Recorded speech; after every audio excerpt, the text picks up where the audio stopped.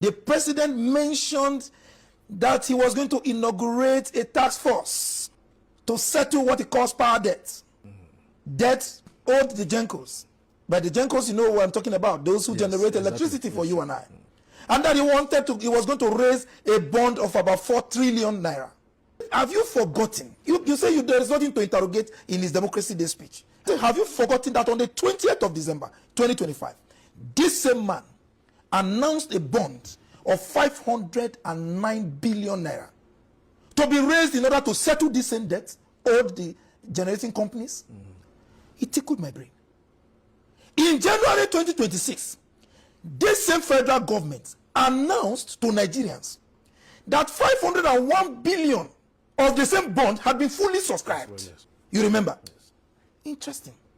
And in April 2026, His Excellency Atiku reminded me that in April 2026, President Bola Ahmed Tinubu approved an intervention fund of 3.3 trillion to clear the same debts. Now, less than 2 months later, on the 12th of June 2026, the same man mounts the podium to address a nation that is in crisis, a nation whose people are pauperized, a nation whose people are in captivity, a nation who a majority of his people and their families have been abducted. He tells us that he needs to raise another 4 trillion to pay the same Gencos.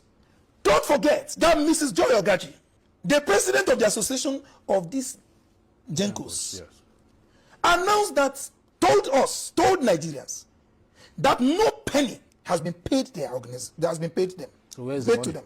So where is the money that was generated from the earlier bond raised by the government? Who was it paid to? Where was it domiciled? Or where is it domiciled? How much was paid? Who did they pay to? Nobody has answered that question. And I'll tell you, my dear brother, there is a name we call this kind of drama. When you generate monies to pay for a particular, let me say, look at this phone now. I raise money, I say I want to pay for this phone. You are the one who is supposed to sell this phone to me. Yes. I say I'll pay for this phone. My parents give me the money. Instead of paying you, I use it for something else. Tomorrow again, I'll ask my mother. I say I want to pay. Now you generate money to pay for something. The payment remains unresolved. It remains unpaid. Are you with me? And you keep generating money. In the English language, you know I'm a teacher. It is called a racket. But in the street parlance, you know I'm on the street as well. We call it Yahoo Yahoo. But in this Tinubu government, it is called a reform.